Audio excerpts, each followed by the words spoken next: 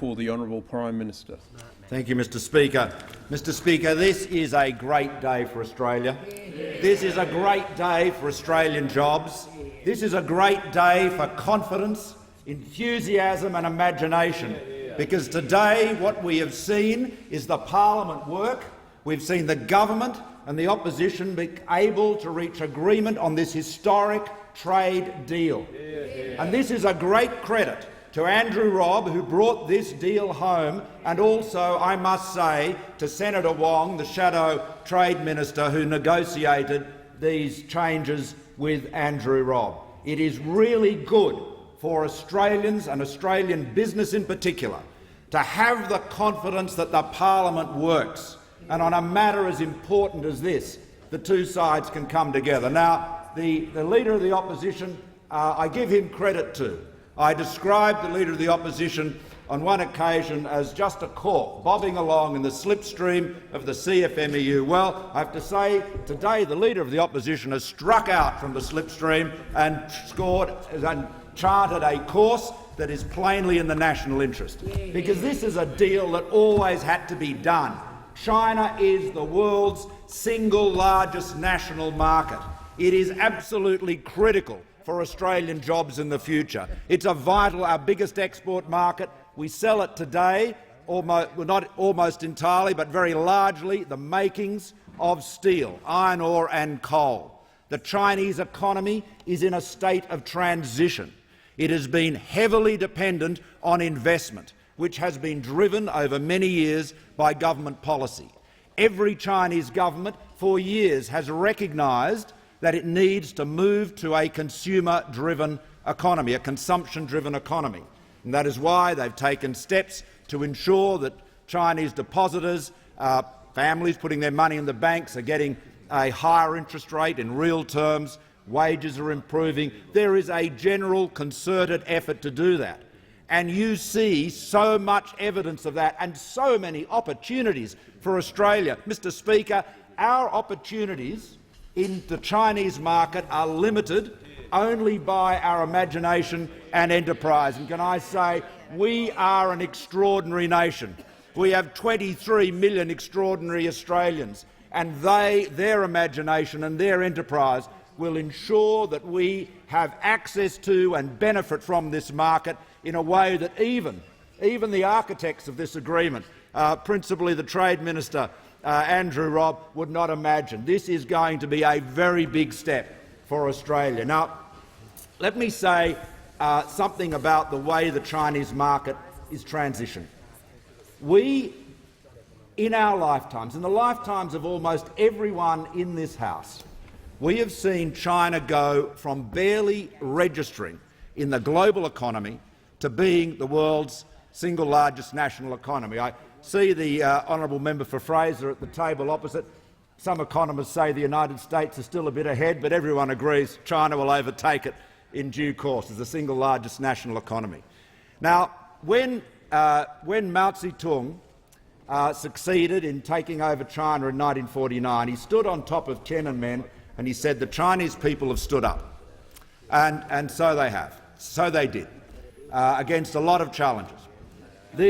What Deng Xiaoping did in 1979, however, was realise that China, to be prosperous, had to not just stand up but to reach out.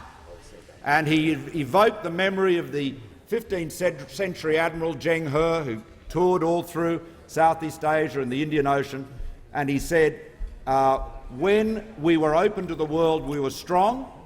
When we became closed to the world, we became weak. And it was from that moment that China began its transition to become a more open economy, a more internationally engaged economy. And that has been momentous. It has been an extraordinary shift of hundreds of millions of people being lifted out of poverty. And we are able to benefit from that now and in the future. You know, we have seen, obviously, our ability to sell China the makings of steel, in particular, iron ore and coal. And that has been critical as they've been building up their infrastructure from, in effect, a standing start. But over time, of course, the steel intensity of any economy peaks. The United States, for example, makes less steel now than it did in the 1950s, because so much of that built infrastructure is in fact completed. And so an economy naturally shifts to be one that is more driven by consumption and more based on services. Our economy, about 80% of our GDP, is driven by services. In China, it is much smaller but growing rapidly. Only about 20% of our exports are services. As China moves to a more consumption-led economy, the opportunities for services, which our services exports, of course, are principally now tourism and education, grows exponentially. There are hundreds of Australian architectural practices operating in China today. The recent success of Cox Rayner in winning the contract for the big National Maritime Museum is just one of many examples of how Australian ingenuity, Australian innovation, Australian enterprise can take advantage of this market. The opportunities for our farmers are enormous, as Chinese families want to be able to can afford and want to buy better quality food, better quality drinks, wine in particular.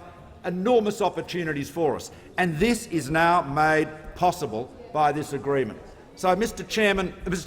Speaker, I should say, Mr. Speaker, we should say that this is you are the chairman of the House.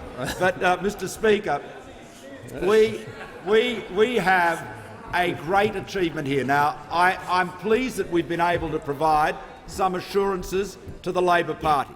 As the Leader of the Opposition himself said, in many cases we are simply providing assurance that existing policies would not be changed and they would be dealt with by regulation.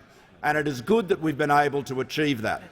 This agreement and the consensus that has now been reached is vitally important for business confidence in this country. A lot of people underestimate the importance of confidence in an economy.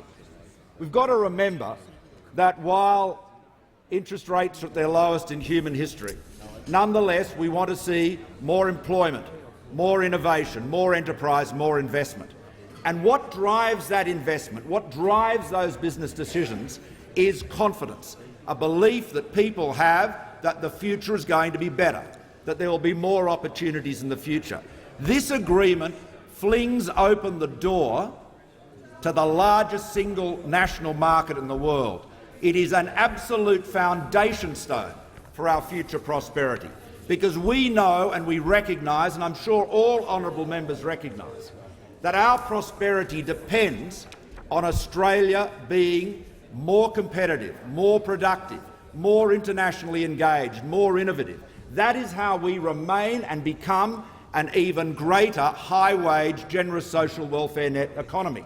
There is no alternative. So that is why every element of the government's policy is designed to enable us to do that. Every element of our policy, every vector, every sinew is focused on more jobs, better jobs, greater opportunities for Australian business. And this China-Australia Free Trade Agreement is an absolutely critical foundation stone for that.